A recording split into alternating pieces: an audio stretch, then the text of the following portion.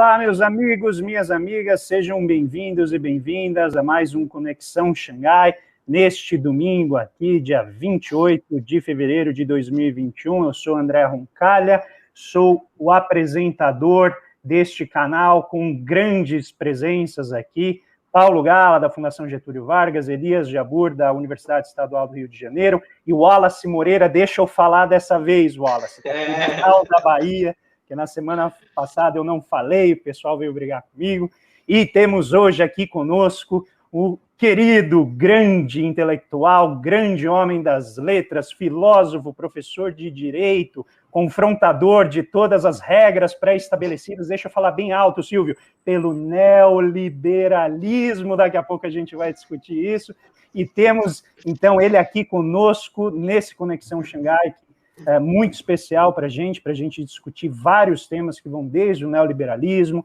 até o racismo estrutural, no grande livro, grande pequenino livro, né? Esse é pequenininho, eu esperava receber um tomo assim, aí ele veio pequenininho, aí depois que eu li eu falei, uau, é um pequeno livro, né? Grande livro, muito bom. Então, nós temos aqui, como vocês já sabem, o Conexão Xangai é o seu bunker semanal contra o bombardeio, né? Que vem da mídia tradicional, com o seu liberalismo de jardim de infância, como já diz nosso querido Nelson Barbosa, né, sempre atua junto com a equipe de ideologia econômica do governo, e o nosso papel aqui é jogar luz, como a gente sempre fala, sobre os aspectos da realidade, principalmente do ponto de vista econômico, que não se discute normalmente na imprensa tradicional.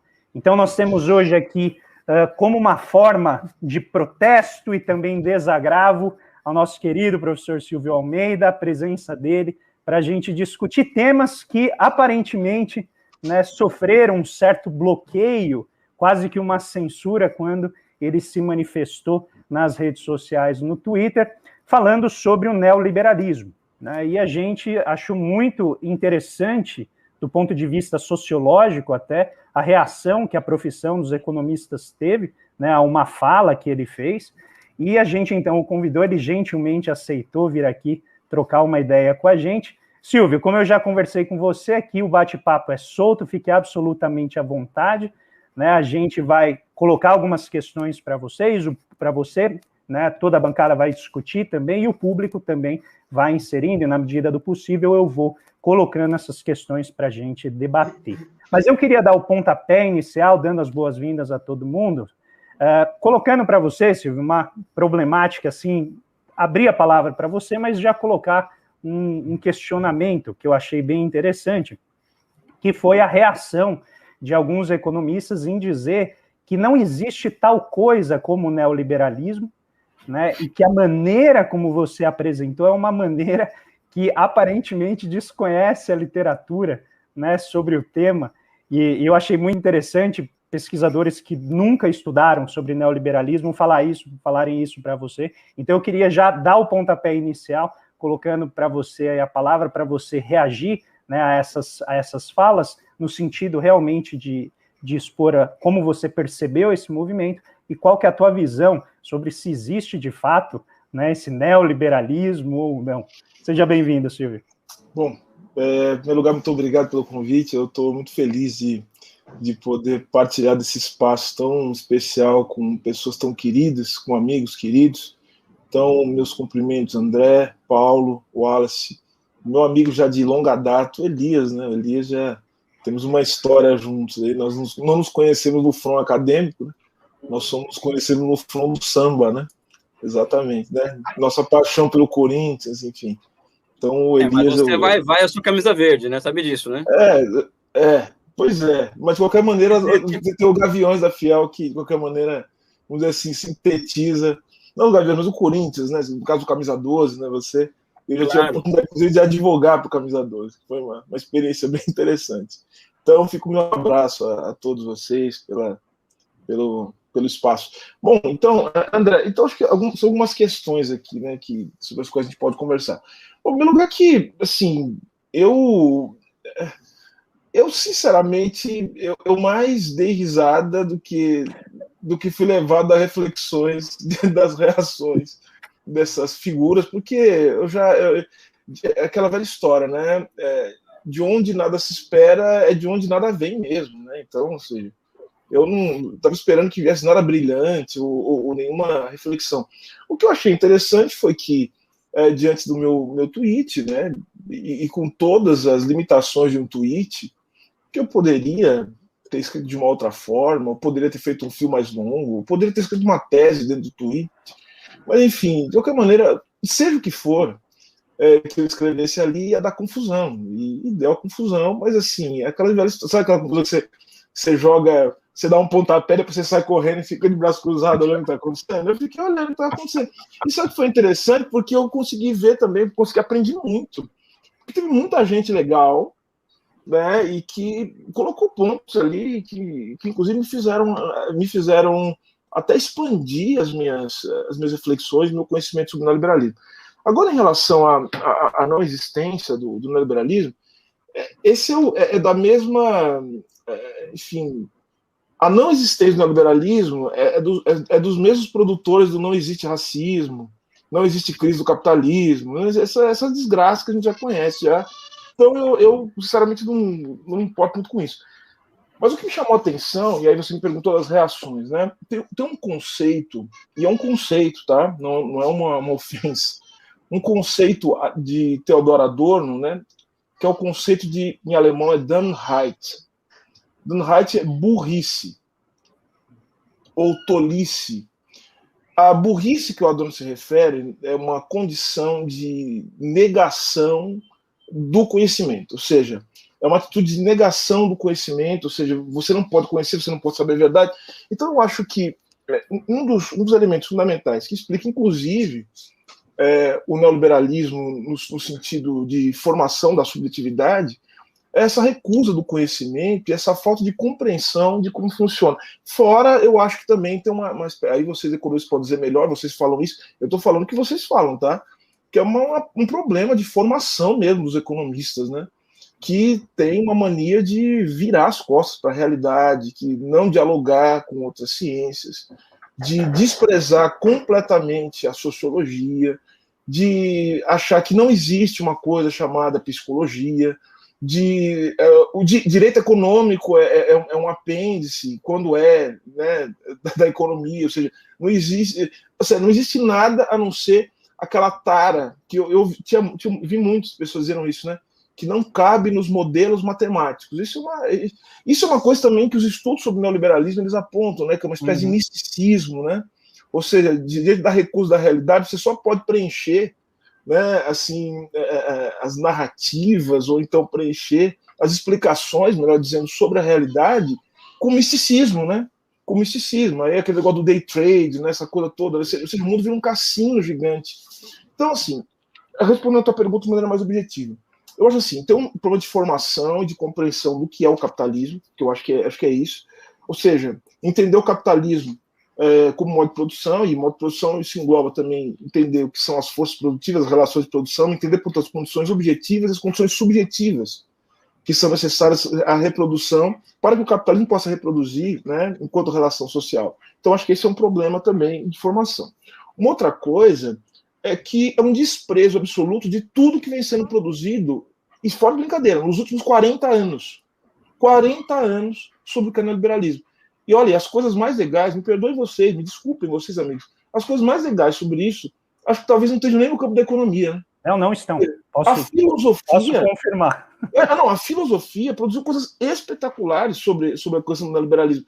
Você tem uma tradição, e vamos lá, rapidinho, acho que esse programa ele serve também, além da gente exorcizar, né, os demônios, né, serve também para a gente também, como vocês falam, levar palavras, assim, para que as pessoas conheçam, né, coisas que estão fora, né, daquilo que elas têm contato no dia a dia, diante do domínio, né, dos meios de comunicação tradicionais, ou enfim, de massa. Então, veja, como eu falei, há 40 anos, o Foucault vem falando a respeito disso, traçando a diferença entre... Não vem comecei pelos marxistas, tá? Para você ver que tem uma tradição não marxista, né? Aí alguém vai falar, mas o Foucault é marxista, não sei o quê, mas ele dialogava com o marxismo, mas, enfim, vamos considerar que ele não seja, não vamos nem entrar nesse debate. O Foucault, ele tem toda uma produção muito influente, que influenciam inclusive os marxistas, sobre a distinção entre liberalismo e neoliberalismo. Né? E essa produção do Foucault vai se refletir, por exemplo, na obra, falando do liberalismo, em filosofia, do Gilles Deleuze, falando isso, do Pierre Bourdieu, falando sobre neoliberalismo. A relação entre neoliberalismo e cultura. Né? Você tem conservadores, pessoas conservadoras, que estão reclamando do fato de que o neoliberalismo destrói as famílias. Olha só, nos Estados Unidos, nos anos 60 e 70. Eu estou falando aqui do Christopher Lasch, falando, por exemplo, sobre a sociedade narcísica. Eu estou falando do Richard Sennett, que é um autor que vai mudando de posição, mas é um autor que tem posições conservadoras, que escreveu A Corrosão do Caráter, falando como o neoliberalismo, né? E o que a gente está falando de neoliberalismo? Não estamos falando apenas do paradigma neoclássico, né, na economia. Estamos falando, portanto, tentar entender como as condições subjetivas, melhor dizendo, elas são forjadas dentro, a partir, né, da interação dos indivíduos com o regime de acumulação. Estamos falando disso, nós estamos falando aqui, vamos usar uma imagem, vamos usar os termos agora do marxismo. Estamos falando aqui de um regime de acumulação, que para funcionar precisa de um modo de regulação. Né? E o modo de regulação não é apenas um conjunto de regras postas. Você precisa, por exemplo, haver uma certa moralidade, precisa haver uma visão de mundo, precisa haver um horizonte cultural. Então, os estudos sobre neoliberalismo estão falando disso. Então, eu falei do Lasch, falei do Sennett. Mas, olha, vamos começar agora com os campeões da confusão. Dardot e Laval. Dardot e Laval, a nova razão do mundo. Eles estão falando disso. Né? Estão lendo o marxismo, mas estão lendo também o Foucault, enfim, fazendo uma mistura aí, que não é uma mistura também que começou hoje. Né? Agora, na antropologia, na sociologia, e mesmo na teoria econômica, tem um pessoal que estuda isso. Por exemplo, o Philip Mirovsky está estudando isso. Ele é um historiador do pensamento econômico, ele está mostrando uma coisa que vocês sabem muito bem. Então, assim, eu não estou falando para você, estou falando para quem está ouvindo a gente. Ou seja, pensar a teoria, pensar a economia também como um ambiente a partir do qual você precisa forjar também as mentalidades, né, que vão se submeter àquele patamar econômico, regime de acumulação, modo de produção, seja como vocês quiserem falar. Mas a questão é essa, ou seja, você tem... a teoria econômica é uma composição de um imaginário sociopolítico sobre os horizontes da sociedade. Então não é só uma disputa sobre quem tem o melhor modelo matemático, é uma disputa sobre o horizonte de mundo, sociedade. Uma disputa política, de poder. Estamos decidindo quem vive e quem morre. Esse é o ponto fundamental. Eu fiquei muito feliz que você lembrou do Mirovsky, porque ele tem escrito sobre isso, né, bastante. Ele escreveu uns 3 livros, e são assim, livros de 600, 700 páginas, então não é que não tem material, né? Mas na economia, Silvio, na economia, ninguém lê ele. É isso, porque eu sou da área de história do pensamento, então eu leio, né, por ser dessa área, mas mesmo dentro da economia, né, é uma literatura que os economistas de fato não alcançam. Assim, eles mas deixa eu fazer uma interrupção, já que eu sou conhecido aqui no programa por interromper todo mundo, Silvio. Eu já vou pedir desculpas e eu prometo também que vou tentar me conter, né? Mas o que mais me espantou dessa discussão no Twitter toda, que aliás não foi uma discussão, né? Que foi como você falou, você colocou lá uma consideração e os loucos ficaram lá se debatendo. Mas o que me espanta é que a alienação desses economistas liberais e mainstream no Brasil é tamanha que nem a fronteira de pesquisa do mainstream, né, relacionada a policy making, eles estão conseguindo acompanhar, porque antigamente, entre os economistas, vamos dizer assim, mais ortodoxos, era palavrão falar neoliberalismo, que era um conceito, entre aspas, mal definido, um conceito que não queria dizer nada, né, essa história que você estava contando. Agora, mais recentemente, o próprio FMI começou a soltar papers criticando o neoliberalismo. Né? Então, tem um paper do FMI cujo título é bem claro, é assim: será que o neoliberalismo foi oversold? Né? Is neoliberalism oversold? Né? Que é um paper muito legal. Então, eles fazem uma reflexão e eles usam a palavra neoliberalismo o tempo todo. A gente até brinca, né, Wallace, que agora que o FMI usou, então está liberado. Então, nós, economistas, podemos usar a palavra neoliberalismo. Tem um outro paper... Eu depois desse aí, eu só uso neoliberalismo. Já falei do bom dia, as pessoas falando neoliberalismo. Eu encho o peito para falar neoliberalismo, né? Mas tem um outro trabalho deles também sobre as políticas industriais na Ásia, né, que é a política cujo nome não pode ser mencionada, né, que é a política industrial que fez os asiáticos se desenvolverem, né? E agora, mais recentemente, esse último livro que acabou de ser lançado, do Danny Roderick, do Stiglitz, sobre desigualdade, com elogios do Olivier Blanchard, quer dizer, já virou, para o policy making já virou mainstream usar o termo neoliberalismo, criticar o neoliberalismo por conta da desigualdade gigantesca que ele está produzindo. Então, o que me espanta no Brasil é que a alienação dos nossos economistas liberais ortodoxos é tamanha que eles não conseguem nem perceber, vamos dizer assim, o que está sendo produzido no campo deles, por assim dizer. Né? Então, se você pegar esse último livro, o subtítulo dele é O Papel do Estado para Corrigir as Desigualdades, que foram produzidas nesses últimos 20 anos. Né? Então, eu queria só fazer esse primeiro registro aí, que até os economistas ortodoxos perceberam já que o neoliberalismo deu errado e que ele precisa ser corrigido pelo mercado, não os daqui ainda vão demorar, talvez ainda algumas décadas, né? Mas fala, olha, se eu te interrompi. Só para complementar, cara, porque assim, aqui no Brasil, Danny Hodder é uma unanimidade, para muitos, para neoclássicos, para heterodoxos, né? Para vocês, né? Inclusive, Elias... tá. O Elias não gosta. Elias, se começar, eu já vou pôr a vinheta, hein, Elias? Eu já vou. A vinheta daqui a pouco. Mas eu queria só citar assim, que tem muita gente, cara, que, por exemplo, faz colunas, escreve colunas para jornais com grande expressão no Brasil, citando o Danny Hodder, mas se recusa a assumir o termo e dirigiu críticas ao Silvio em relação ao uso do conceito de neoliberalismo. O Danny Hodder tem um estudo de 2004, né, em que ele compara a Ásia com a América Latina, e ele diz assim, olha, por que a Ásia avançou e a América Latina não? Porque é simples. A Ásia pegou os 10 pontos do consenso de Washington e foi até o ponto 5. A América Latina pegou os 10 pontos e foi até o 10. A América Latina atrasou e a Ásia avançou. Então, assim, cara, é bonito citar alguns autores, mas quando você quer se aprofundar sobre determinados autores, você o nega, né, de forma deliberada, ou não, ou por ignorância, porque nunca leu, de fato, né, a trajetória de publicação desse autor.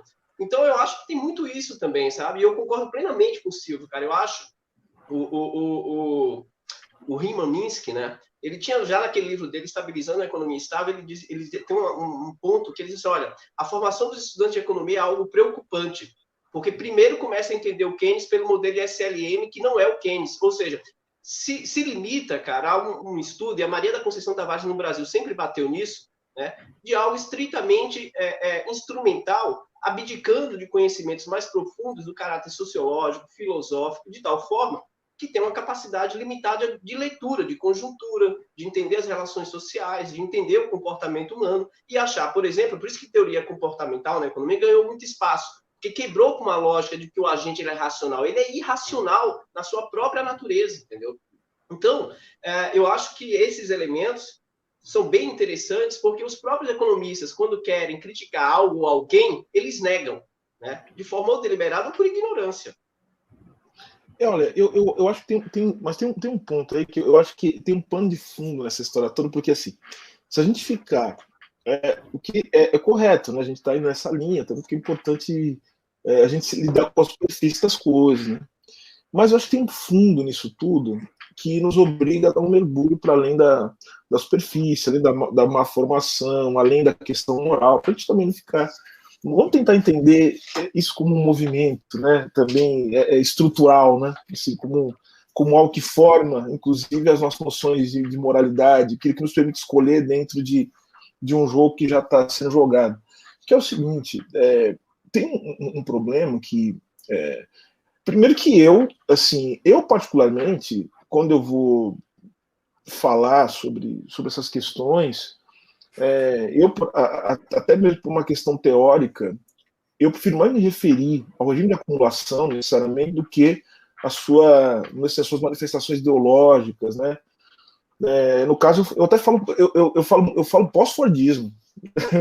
Eu prefiro, até, muitas vezes, usar esse termo, né? Para falar sobre como a conexão do regime de acumulação e as formas regulatórias que esse regime de acumulação ele vai exigindo que surjam. Aí qual que é o pano de fundo dessa história toda?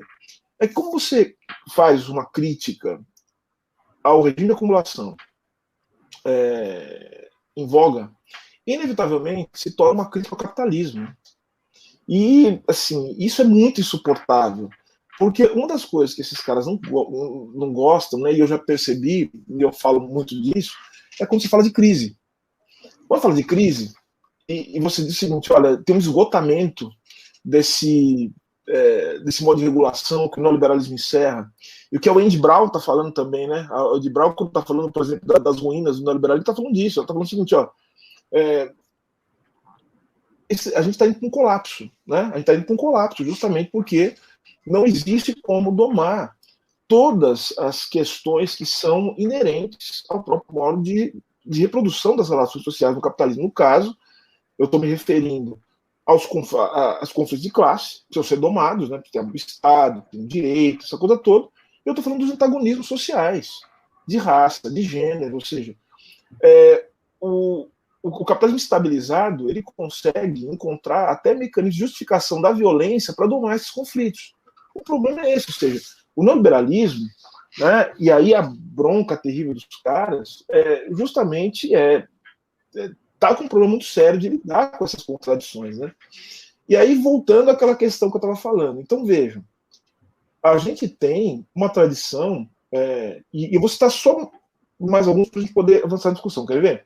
Então, não tem aqui. Você tem estudos que relacionam o neoliberalismo com doenças psíquicas. E mais do que isso, com epidemias, ou seja, mostrando que os regimes de acumulação, eles vão gerando, né, eles vão exigindo dos indivíduos certas relações que vão causando uma série de doenças. Essas doenças são predominantes. Então, você tem estudos que dizem o seguinte, olha, quando você tem um predomínio, né, enfim, do capitalismo industrial sobre o capitalismo financeiro, as doenças são as doenças funcionais, o sujeito que perde a mão, que fica com problema de ler, sabe essas coisas? Agora não, a microtecnologia ela muda muito isso, faz com que os níveis de exploração vão esgotando os seres humanos a ponto que as doenças hoje são doenças psíquicas. Saiu recentemente, acabou de sair semana passada, um livro do Christian Dunker, né, do Vladimir Safatli, né, falando sobre neoliberalismo, né, e relacionando isso ao psiquismo, né?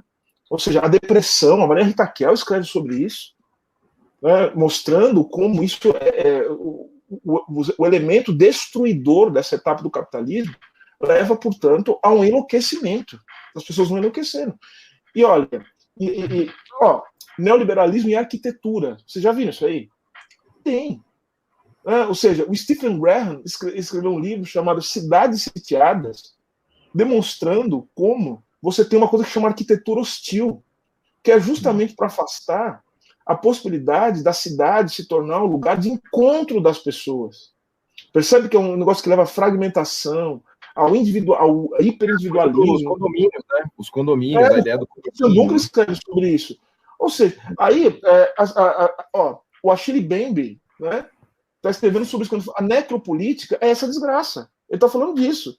O que acontece com as políticas de morte, que sempre foram parte da história do capitalismo, né? O que acontece no neoliberalismo. A coisa ganha uma pimenta a mais. E aí termino dizendo o seguinte, é muito engraçado, porque alguém diz o seguinte, agora tudo é neoliberalismo? Minha resposta porque seu regime de acumulação, como é que pode não ser? É isso mesmo. A resposta é essa. É só uma negação absoluta da realidade que vai dizer o seguinte, inclusive nós somos atravessados por isso. Absolutamente atravessados por isso. Né? Então, para a gente sair da realidade. Lá na China, a gente não acredita em neoliberalismo, não. Por isso que a gente foi para Xangai, cara. O nosso refúgio é Xangai, o neoliberalismo não reina, não. O Elias está com a gente aqui para não nos lembrar disso, né, Elias? O Elias está ansioso para falar. Elias, deixa eu só complementar uma indicação de leitura na linha do que o Silvio está colocando, que é o livro do Angus Deaton, né, que saiu recentemente, acho que há alguns anos, que chama Mortes por Desesperança, né, em que ele vai justamente analisar como está aumentando o número de mortes por desespero, né, pessoas que não conseguem, né, encontrar o seu lugar na sociedade. Isso está levando ao aumento de suicídios e uma série de outros problemas psíquicos. Eu quero aproveitar também e dizer para todas quase 800 pessoas que estão aqui, se você puder, não te custa nada, pegue esse dedinho que Deus te deu, ou na presença de marxista que o materialismo histórico te deu, ou Darwin, né, por meio da teoria da evolução, quem você acreditar, e clica aqui, curte o vídeo, compartilha, porque esse é um evento especial, com o Silvio aqui com a gente, faz mais gente, convide mais pessoas para estarem aqui. Elias Jabbour. Bem, primeiro, agradecer a presença do Silvio aqui conosco. O Silvio é, como ele disse, um amigo de outras épocas e de outros meios que não acadêmico, né? E essa paixão que nós temos pelo Corinthians, pelo samba, enfim, é algo que nos move, né? E que diferencia, de certa medida, a nossa relação, né? E, de repente, a gente discorre, em certo momento da vida da gente, cada um se separa, sai de São Paulo, vou para Brasília, para o Rio, e a gente acaba descobrindo que apareceu aí um grande intelectual, né? Ou seja, eu faculto ao Silvio Almeida, ele também o Eduardo Costa Pinto, que é professor da FRJ, talvez duas das mentes mais brilhantes da minha geração, que a maioria, todo mundo aqui tem a mesma idade, né? Então, e a nossa geração, acho que tem essas duas figuras com as quais eu faculto, assim, talvez as figuras mais interessantes do nosso tempo, né? Da minha geração. Eu quero falar do Brasil rapidamente, Silvio, para poder situar a sua obra, tá? E depois falar dessa questão do neoliberalismo. Eu acho que o desafio nosso, ou seja, meu problema é o Brasil, tá, pessoal? Pensar, o mundo é muita coisa, eu acho. Né? Então, como a questão Falou o toda... homem que foi estudar a China. Falou Falou o homem que foi pegar 1,5 bilhão de pessoas já, fala assim, eu vou pegar um probleminha fácil aqui. Rapaz, eu fui estudar, André, a anatomia humana para entender a anatomia do macaco, ou seja, fui estudar o socialismo, entendeu? Então, ou seja, aquilo ali vai iluminar o futuro nosso aqui, né? Acho que essa é a minha desculpa, né? Para poder sair desse drible que eu tomei seu aqui agora, né? Eu acho o grande desafio, talvez o grande desafio da nossa geração, Silvio, é a construção de uma filosofia da história brasileira.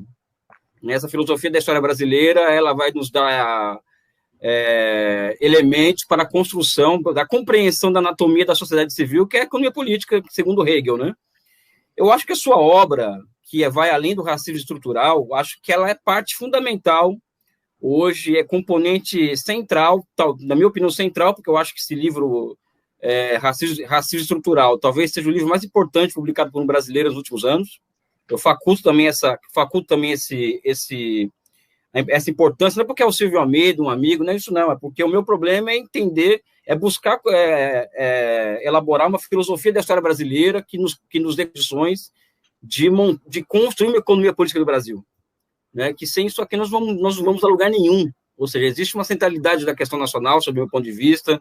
Evidente, quando eu falo nacional, estou falando que não é um nacional pela direita, mas é um nacional que já tem o popular no meio dele, ou seja, já é parte, o popular já é algo que condensa esse nacional quando eu falo do nacional. Então, acho que eu situo a tua obra nessa busca de uma filosofia da história brasileira. Eu acho que a nossa geração tem essa tarefa, e nós devemos isso ao Brasil, eu acho, né? Essa questão do neoliberalismo, Silvio, eu queria que você comentasse, primeiro essa questão mais de como que eu vejo você no Brasil hoje, né? Agora vou falar do tema que eu acho que é fundamental do nosso debate. Você não acha, por exemplo, existe uma relação direta com o fim das primeiras experiências socialistas, né, principalmente a União Soviética, né, e um rompimento da teoria do conhecimento, ou seja, abre-se um momento de trevas no mundo, né, que atinge diretamente a teoria do conhecimento e, por sua vez, atinge diretamente os economistas, não é? E a economia acaba se transformando nos últimos 20, 30, 40 anos numa ideologia reacionária, né, quando separa Estado e mercado, essa coisa toda. E a teoria do conhecimento, há uma substituição nela que, se a gente não compreender, você compreende bem, a gente não entende porque os economistas se transformaram em uma classe de figuras assim nutridos de uma ideologia reacionária, né? Que é a seguinte, ou seja, a totalidade... Paulo, só um minutinho, Paulo. Você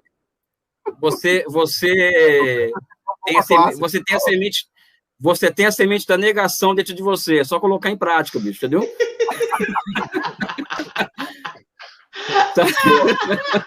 Eu tô regando ela pro seu raio.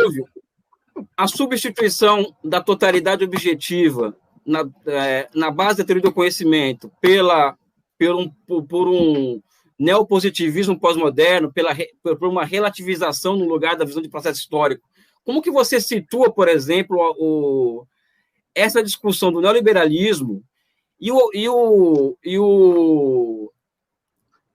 a porrada que as ciências humanas e sociais tomaram a partir desse rompimento da base da teoria do conhecimento, né, que nós vivemos desde então, né? Hoje não se fala mais em história, né? Tudo é uma fotografia da realidade, não se fala mais em processo histórico, o negócio é o momento, né? Ou seja, as teorias historicizantes, elas são muito mal vistas hoje na universidade, então os economistas, por exemplo, nos falam que nós fazemos poesia, quando nós trazemos história para o campo da análise econômica, ou então quando nós tratamos o processo de acumulação como um processo histórico, né? E isso tem relação direta com o fim das experiências socialistas e tal, e eu queria uma opinião sua sobre isso, ou seja, a porrada que as ciências humanas e sociais sofreram com o advento do neoliberalismo, com o paradigma também científico, o anticientífico, né?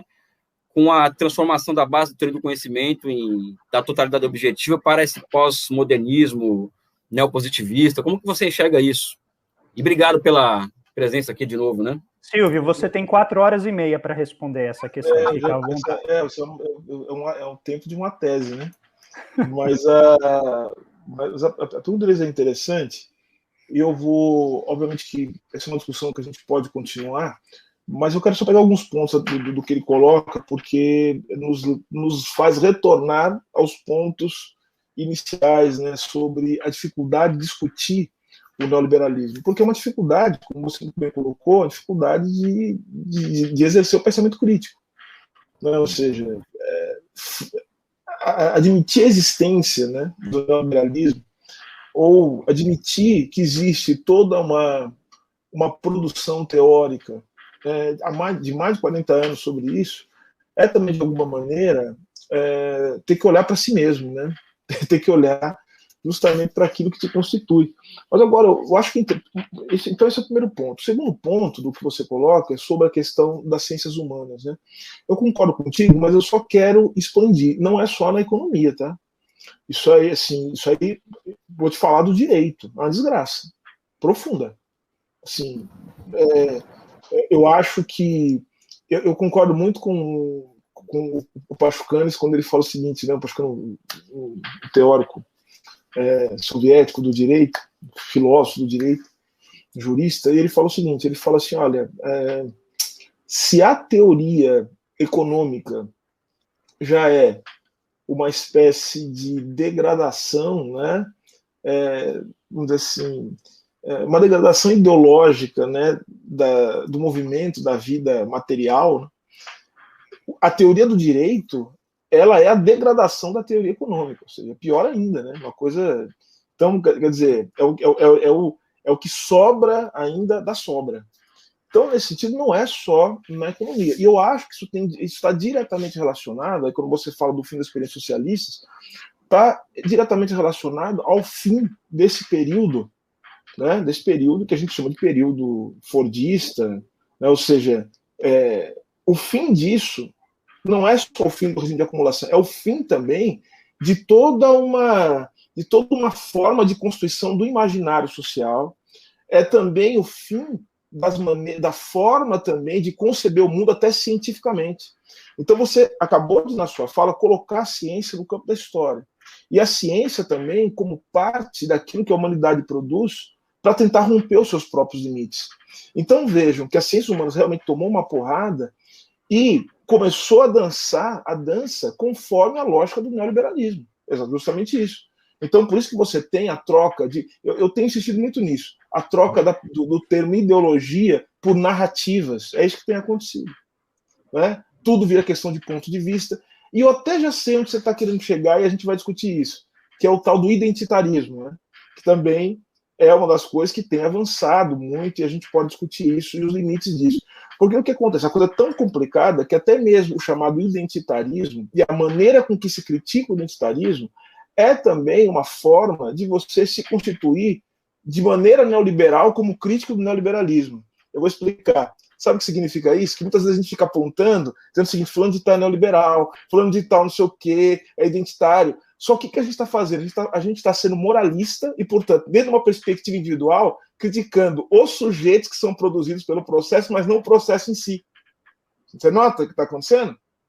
Então, ou seja, é isso. Então aquela confusão daquele pessoal, como diz um amigo meu, né, o Daniel, os libertins lá, né, aqueles moleques lá do ANCAP, ficar brigando, eu não estou ligando para esses moleques. A questão que me leva a pensar, a refletir sobre isso, é como esse tipo de gente é produzida. Eu queria entender que tipo de mundo faz com que esse tipo de gente se coloque dentro do espaço público e se conforme, né, a partir desse lugar. Então, acho que esse é o nosso grande desafio. E agora, dentro dessa lógica do individualismo, mais duas coisas que eu queria colocar aqui. Também a pergunta do André sobre o que eu achei de tudo isso.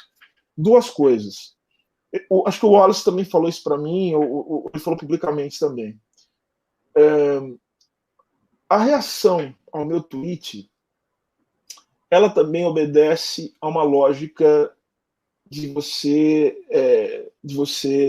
colocar o indivíduo como centro da questão. E por que eu estou dizendo isso? Porque a crítica fica... O que eu falei se torna muito mais grave, incomoda muito mais, porque fui eu que falei. Vocês estão entendendo o que eu estou querendo dizer? Porque fui eu que falei. E não é só porque eu sou jurista, e não é só porque eu sou professor de economia política, que eu sou professor de economia política. Não é só porque eu dou uma disciplina, olha só, na FGV, chamada Debate sobre o Neoliberalismo, há 2 anos. Olha só que coisa, né? Há 2 anos eu dou essa disciplina junto com o Daniel Andrade. Debate sobre o neoliberalismo. Mas não é só por causa disso. Sabe por quê? É porque eu sou preto. Eu não sou otário. Eu sei muito bem o que está acontecendo. Eu estou olhando isso aí. Né? Então, essas coisas todas, como é que eu estou percebendo? Eu percebo como parte desse processo que o Elias falou. Ou seja, existe uma corrosão, né, de qualquer perspectiva histórica, ou mesmo de qualquer perspectiva social ou sociológica, que possa nos permitir a explicação de certos fenômenos. Então, assim, eu estou entendendo bem o que está acontecendo, assim, ou pelo menos estou tentando entender, o que já é um grande passo, né? Tentando entender o que está acontecendo, mas eu acho que foi um episódio, no mínimo, pedagógico. E eu falei depois, né? Assim, lembrando uma figura que o Elias gosta muito, né? Disse uma vez um homem que o Elias gosta. Falou assim: eu adoro quando meus inimigos me atacam, porque a diferença entre eu e eles fica cada vez mais nítida, né? Um homem chamado Mao Tse Tung. Né? Você lembra dele, Elias? Então, ele falou isso. Eu gosto muito disso. Meus inimigos me atacam. A diferença entre eu e eles, eu odiaria estar do lado dessas pessoas. Então, estou tranquilo. Maravilha, tivemos então aqui já a primeira rodada, todos nós fizemos já o aquecimento, nosso querido Silvio Almeida aqui. Silvio, eu vou direcionar o papo agora para algo que você domina profundamente, que tem a ver com tudo isso que a gente colocou, mas eu vou centralizar na questão da meritocracia, né? Então, esse livro aqui, para quem não conhece, A Tirania do Mérito, né, do Michael Sandel, é uma boa provocação sobre esse tema da meritocracia do ponto de vista filosófico. O livro do Silvio, né, este aqui que se tornou, né, um livro de cabeceira meu, inclusive eu não uso mais o termo criado mudo, porque eu aprendi a origem deste termo, e tem a ver exatamente com que você trabalha muito com a questão das estruturas. E como as estruturas, elas aparecem em comportamentos individuais, né, que tem esse ponto que você estava tratando agora há pouco, e as pessoas, em geral, elas tendem a individualizar comportamentos para não buscar a origem deles, que está ali arraigada na estrutura. E eu acho que essa discussão da meritocracia, ela é muito importante porque a gente, no contexto do neoliberalismo, dessa sociedade do espetáculo, do Instagram, né, da vida perfeita, em que todo mundo é um futuro empreendedor, depois até se pode falar sobre o empreendedorismo, né, aqui na periferia, o que isso significa. A gente tem um ponto importante, que eu acho que você traz no livro, que é como a gente revela o fato de que nós estamos sujeitos à atuação de forças impessoais, que são constituídas historicamente, que a gente não enxerga, mas que elas atuam no nosso pensamento. Eu vou dar um exemplo muito simples, eu acho que os exemplos abundam num país como o nosso, mas para provocar essa reflexão. Certo dia, eu entrei no elevador de serviço, né, essa excrescência que existe ainda no nosso país, e aí entraram 2 mulheres negras. E em seguida entrou uma pessoa que morava aqui no prédio. Né? Aí, quando as mulheres iam sair do elevador, essa mulher falou, bom trabalho. Né, era um sábado, ela chegou e falou, bom trabalho para vocês. Super gentil, um amor de pessoa. Quando elas saíram, eu perguntei para ela, eu falei assim, mas elas estão trabalhando aqui? Ela falou, acho que sim, né? Está aqui no elevador de serviço. E eu falei assim, mas eu acho que não, acho que elas moram aqui, né? E aí a pessoa ficou assim, falou, nossa, será que eu fiz isso e tal? E eu vi esse com um exemplo muito cotidiano, de um negócio muito simples, de como isso que você coloca, eu sei que não tem a profundidade do livro, né, do que você traz, mas como o comportamento ele está tão arraigado que a gente nem percebe com a gentileza, né, com a desculpa da gentileza, como a gente está reproduzindo o mesmo. E aí os eventos são os mais variados possível. E aí eu entendo que na sua crítica do neoliberalismo, o que a gente vê é, por meio dessa ótica da meritocracia, a ideia de que, se você quiser fazer algo, basta você ir lá e fazer. Né? O mundo está aí para você conquistar. Só que todos os estudos vêm mostrando... Deixa eu só finalizar, Paulo. Os estudos vêm mostrando que, por recortes de gênero e de raça, a gente vê que as oportunidades, elas não apenas não são acessíveis, como existe um projeto de poder que impede o acesso a essas oportunidades. E geram e reproduzem esse tipo de comportamento, que eu usei num exemplo simples como esse, só que no plano da materialidade, no plano do sustento econômico, né, das famílias. Paulo? Eu queria só pegar uma carona nesse raciocínio do estruturalismo que você fez, André, e tentar colocar uma reflexão aqui para ver como é que o Silvio reage, né? Porque o que eu acho incrível dessa história toda é que o livro do Silvio, o Racismo Estrutural, ele poderia ter sido escrito por um economista estruturalista, né? Vou exagerar o raciocínio. Nós 4 aqui somos economistas estruturalistas, um pouco mais, um pouco menos. Isso significa, entre muitas coisas, dizer que a gente acredita que a estrutura é muito mais importante do que o indivíduo. Daí vem a ideia, obviamente, de estruturalismo, né? Na economia, isso aparece nas estruturas econômicas. As estruturas econômicas são muito poderosas, muito violentas, e elas não são, vamos dizer assim, individuais, elas são supra-individuais, né? O indivíduo está sujeito àquela estrutura, né? E a desigualdade que está embutida no sistema, ela vem justamente dessa estrutura assimétrica, que o indivíduo não tem condições de mudar, porque ele nasce dentro dessa estrutura, então ele vai ter que lutar contra essa estrutura, dependendo da posição que ele nasceu, né? Ou ele vai se beneficiar dessa estrutura, né? Até um parênteses, eu achei muito curioso, porque nesse último livro que eu citei aqui, do Stiglitz e do Rodrik, tem um elogio lá do Blanchard, Olivier Blanchard, né, que foi economista-chefe do FMI, ele fala, olha, pessoal, a gente tem que olhar para a estrutura de empregos, para a estrutura de investimento do Estado, para daí a gente conseguir corrigir os problemas do neoliberalismo, né? Eu falei, até o Olivier Blanchard já está virando estruturalista, né? Mas o ponto que eu quero fazer aqui é que, para nós, parece, vamos dizer assim, quase que óbvio que essas estruturas que são determinantes da desigualdade econômica, do racismo, né? É um desenho que vem, vamos dizer assim, relativamente fácil a partir dessa perspectiva teórica e dessa análise histórica, né? É evidente que as estruturas estão aqui no Brasil porque elas foram formadas a partir de um processo histórico que vem de longa data, desde de tráfigo, toda a história do Brasil é bastante conhecida, né? Aliás, eu tenho um trabalho que eu estava lendo sobre os Estados Unidos que eu achei super interessante, que eles fizeram uma análise incrível, assim, de uma autora, eu não me lembro o nome do livro agora, mas eles fizeram uma análise da herança entre negros, e eles mostravam que raramente os negros deixam herança no Brasil. Então eles fazem uma análise histórica de 200 anos, e eles vão mostrando como as famílias negras não conseguem deixar herança, porque elas nascem num ponto que elas não têm nada, então elas têm que trabalhar a vida inteira para se sustentar, e elas morrem e não conseguem passar nada para frente.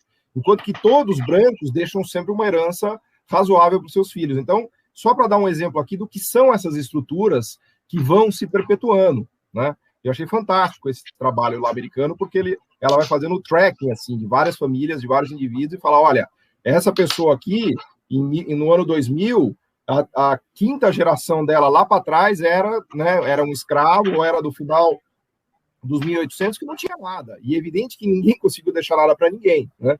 Então, as estruturas carregam essa história, né? Isso é fundamental entender. Então, eu achei incrível, porque, assim, você não é um economista, mas você tem um conhecimento de economia profundo, né? Porque, para escrever que o racismo é estrutural, quer dizer, tem um economista dentro de você, claramente, aí, né? Eu acho que, inclusive, daí que vem a nossa concordância. Então, no final do dia, assim, o que você fala é até engraçado, porque, para mim, soa muito óbvio, né? Por quê? Porque eu venho dessa perspectiva. Mas soa meio... soa esquisito para quem enxerga o mundo de uma maneira totalmente estapafúrdia, né? Que é aquela ideia do empreendedorismo de coach, que basta você acordar, pegar a sua bike do Itaú, colocar a sua mochilinha do iFood nas costas, que você vai virar um bilionário, né? Nesse nível aqui, eu estou exagerando um pouco, né? Então, eu queria ver como é que você reage a essa... Aí eu ficar te chamando de economista, assim, por assim dizer. Não sei, depende que tipo de economia. Não, o nosso tipo aqui. Ah, sim. Eu preciso que vocês me chamem de amigo. Acho que fica melhor. Você está alinhado com Xangai, Silvio. Você camarada. Mas agora, assim... Olha, você me deu uma oportunidade aqui de esclarecer uma série de coisas sobre... Porque é incrível também, que eu estava vendo outro dia uma entrevista de um sujeito falando sobre racismo estrutural, né? O racismo estrutural do Silvio Almeida, eu falei, gente, eu não inventei esse conceito. Gente, isso aí existe desde os anos 70, que as pessoas estão falando disso. Eu só organizei o debate, coloquei esse debate para fazer aqui no Brasil, né? A partir, inclusive incorporando alguns elementos do debate econômico, né? Que eu acho que isso é importante fazer. Acho que assim, distorcendo muito o que eu falei, né? Assim, é normal, isso é ótimo, estou lendo. Qual que é a questão? A questão é a seguinte: é por conta disso que você colocou, Paulo, e já vou dialogar com o que o André colocou, que eu falo de 3 concepções sobre a questão racial e que a gente encontra na literatura. A primeira concepção não é a concepção mais ordinária, que é a concepção que justamente está relacionada ao liberalismo, ou seja, de que o racismo é uma produção do indivíduo, ou seja, um indivíduo que, de alguma forma, tem algum problema na tomada de decisões racionais. Então, ou seja, o indivíduo que é racista, isso inclusive está em algumas teorias econômicas, tá? Se você for ler vou lembrar daqui a pouco o nome dele, o Gary Becker. O Gary Becker escreveu um livro, um dos primeiros livros sobre isso, porque é a resposta neoclássica ao problema da discriminação, né? Que é a economia da discriminação, né? Uma obra de 58, se eu não me engano. E ele escreveu esse livro e meio que respondendo aos economistas keynesianos, né? Que consideravam que o problema da desigualdade e da discriminação, das diferenças salariais, era uma questão que merecia uma intervenção estatal. Então vejam que, por isso que eu falei lá de uma maneira meio atabalhoada, assim, o problema todo é evitar o Estado, evitar a intervenção estatal. Então eles foram lá e construíram uma teoria que explica a questão da discriminação racial, apelando para algum tipo de... ele usa exatamente esse termo, apelando para... O problema é um problema de... é uma falha de mercado. Olha que loucura. É uma sinalização, né? Se eu não me engano, que ele colocava, né? Então, ele fala uma sinalização, mas ele fala assim, que o problema da discriminação, e eles não usam a palavra discriminação, portanto, atentar para o vocabulário. Eles falam discriminação, mas quando eles vão falar especificamente do que a gente está chamando de racismo, eles chamam de preconceito. Justamente para enfatizar a dimensão psíquica ou moral, né? Ou seja, ligada ao indivíduo do ato discriminatório. Então, ou seja, qual a resposta, portanto, para a questão racial, para o desemprego, para a questão do salário, é justamente você agir no indivíduo, tanto naquele que discrimina, como naquele que é objeto da discriminação. Como? Você precisa educar tanto um como o outro. O problema é sempre educação. Você já ouviu esse discurso? O discurso está em tudo na economia, né? O problema não é investimento de Estado, o problema não enfim, o problema não é medidas de combate à pobreza, o problema não é você... Ou seja, o problema não é o capitalismo, o problema é qualquer, o problema é justamente as escolhas dos indivíduos que são falhas, que são problemáticas, porque existe uma falha de mercado. Agora tem uma segunda concepção, que eu chamo de institucional, que ela está mais ligada, por exemplo, aos economistas, vamos dizer assim, aos teóricos, né? Ligados ao keynesianismo, enfim, que acreditam na possibilidade de uma intervenção racionalizadora por parte do poder político, por parte do Estado. Então, aí, a solução para o racismo é justamente você mudar o processo de constituição dos indivíduos. que se dá nas instituições. Como é que se faz isso? Por meio de ação afirmativa. A ação afirmativa é tipicamente uma ação assim, racionalizadora. Estou falando de um tipo de ação afirmativa, porque também tem um jeito neoliberal de você pensar a ação afirmativa. Mas aí o terceiro ponto, que o racismo estrutural, e aí eu já vou para a questão colocada por André, também um pouco do que o Paulo colocou aqui, olha só. E eu vou dialogar muito com o Elias vem falando, né? Uma coisa é você pensar as formas sociais do capitalismo, que tem um acento, vamos dizer assim, um acento universal. Outra coisa é você pensar como essas formas se materializam naquilo que a gente chama de formações históricos-sociais. Tá? Tudo isso para dizer o seguinte, se a questão racial ela é o resultado, né, de relações históricas e relações de poder que se dão a partir de estruturas forjadas, né, pela dinâmica de reprodução das condições materiais da vida, que se dá de maneira específica dentro de cada contexto histórico. Então, você tem Estado, direito, você tem ideologia, você tem economia, você tem isso, mas você tem isso a partir de uma dinâmica que é própria de cada contexto histórico. Então, o racismo e a raça também é um produto também de condições históricas determinadas. Né? Eu, nos Estados Unidos, agora no primeiro semestre, eu dei um curso chamado Raça e Direito na América Latina, na Universidade de Duke. Né? É um curso que eu vou dar em Colômbia também no ano que vem. E vejam só, olha que coisa curiosa, né? O Elias também vai gostar dessa história. Eu estava lendo alguns textos, fazendo pesquisas para entender como nos Estados Unidos se deu esse processo de produção do negro, né? O negro também é um produto histórico-social, assim como o branco também é. E essa produção das raças se dá dentro da lógica, né, da economia, da política, do direito, ou seja, não existe raça sem a gente pensar a formação do sistema legais, como é que o sistema legais eles vão classificando as pessoas racialmente. E aí eu fui vendo como depois isso interessa aos economistas, ou deveria interessar, eu sei que a vocês interessa, como se dá a formação do mercado depois da escravidão.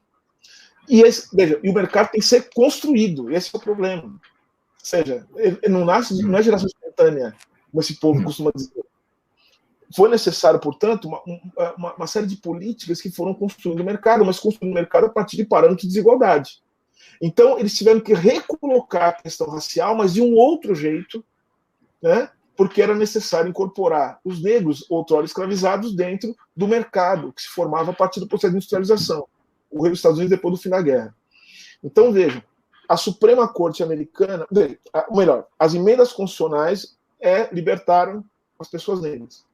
A Suprema Corte americana foi construindo, né, uma série de decisões, uma jurisprudência que foi cada vez mais limitando os efeitos das emendas constitucionais, que vão desde a liberdade, né, permitindo até o trabalho compulsório quando você está preso, até chegar nas restrições de direito de voto, o que atinge os negros no coração, quando você pensar que a maioria das pessoas que perdem o direito de votar, o disfranchisement, foram pessoas que foram condenadas. Então, isso vai limitando. E agora, o Elias, por que eu falei que o Elias vai gostar? Elias foi um texto sobre a formação do mercado de trabalho nos Estados Unidos, e esse texto é um texto que começa discutindo uma decisão da Suprema Corte americana do final do século XIX, isso é importantíssimo, chamado Plessy versus Ferguson, em que essa decisão foi a decisão que oficializou a segregação racial nos Estados Unidos, que já vinha ocorrendo, né, mas depois só pode parar a Suprema Corte, por 7-1, olha esse placar, vocês conhecem bem, por 7-1, a Suprema Corte decidiu que a segregação racial ela podia acontecer. Olha o que está escrito na decisão. A decisão você já sabe, mas tem um voto contrário. O voto contrário é de um juiz chamado John Marshall Harlan, que virou um herói nacional. Ele falou assim, não pode discriminar os negros são cidadãos como nós. Olha, Elias, olha o que ele escreve na decisão. Os negros são tão cidadãos como nós. Eles não são radicalmente diferentes de nós como são os chineses. Tá bom para você? Ou seja, percebeu o que é a formação do mercado de trabalho? Sempre alguém vai ter que perder. Sempre alguém vai ter que ser discriminado. Isso reflete, por exemplo, em política salarial. Isso é uma desgraça. Ou seja, a gente precisa começar a olhar a questão racial, e aí, Paulo, o que você colocou é muito interessante. A gente precisa começçar a olhar a questão racial como parte desse processo. Eu costumo dizer o seguinte, você que perguntou para mim, olha, como é que você se sente, né, sendo chamado de economista? Eu, tanto quando me chamam de jurista, assim, né, é um misto de sentimentos, né, meio mal, assim, né, não tem... Porque eu não sei o que essas pessoas estão fazendo. Porque, veja só, a pessoa fala para mim assim, se vamos discutir economia, eu falo, vamos. Mas eu pergunto, você está disposto a discutir a questão da desigualdade? Estou. Vamos discutir a questão racial? Eu não quero discutir. Eu falei, então você não vai discutir economia comigo. Você não sabe nada de economia? Não é possível. Então a questão é o contrário. O problema não sou eu que só sei de raça, o problema é eles que não sabem economia. Essa é a questão. Se você me permite, eu queria colocar justamente nisso. É o Wallace. Wallace, tenta falar um pouquinho mais perto do microfone, que tá baixo. Tá melhor agora, André?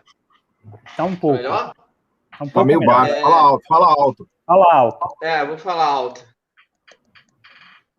Eu queria tocar justamente nesse ponto, porque, assim, a sua participação no Roda Viva, você trouxe um ponto para o debate no Roda Viva que, logo depois, tanto no Roda Viva gerou um espanto, como também, posteriormente, gerou um debate interessante, que foi, por exemplo, não dá para ser antirracista e defender o teto de gastos.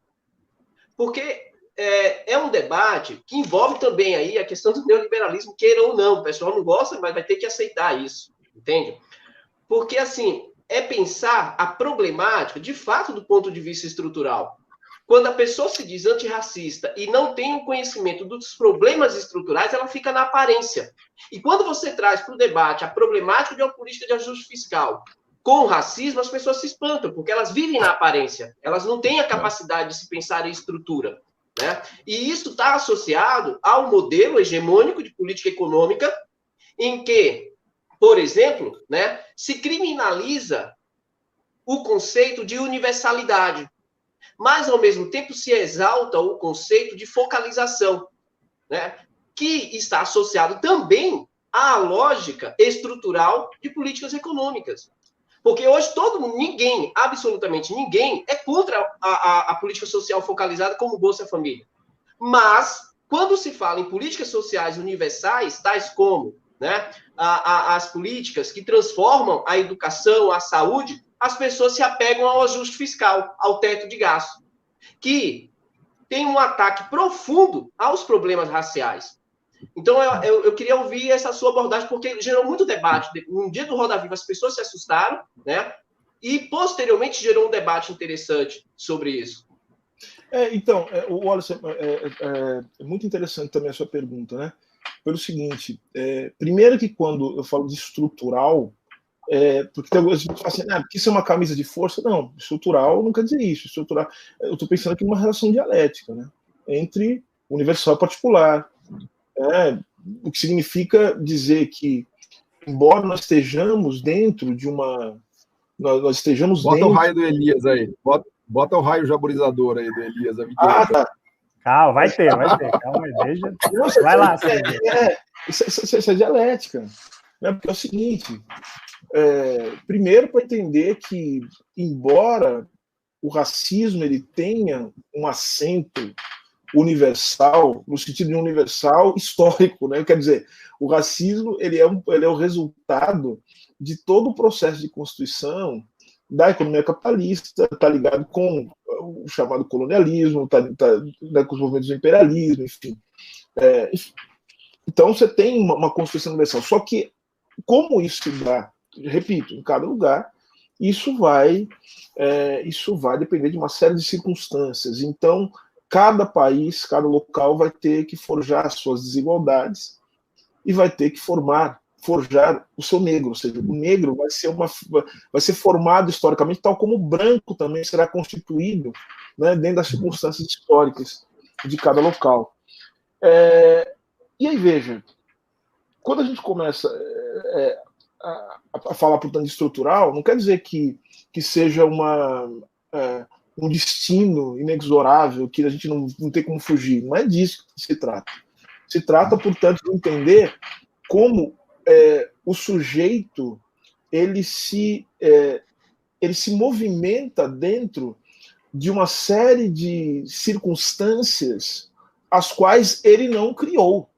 Né? Ele não criou as circunstâncias primeiro, mas ele pode, obviamente, interagindo com essas circunstâncias, juntamente com outras pessoas, modificar essas circunstâncias, né? Mas dentro de um limite, que é o limite da contingência. Então, acho que é isso que se trata. Agora, pois é, Wallace, eu resolvi que o debate tem que ser feito nesse nível, porque as pessoas precisam falar de racismo, aí você vai falar o quê? Você vai ficar falando sobre campanhas, não mate negros, porque é errado, né? Vamos defender a humanidade. Gente, isso aí é uma... eu estou tentando usar o termo mais gentil, assim, né? Porque eu estou em pessoas muito educadas, então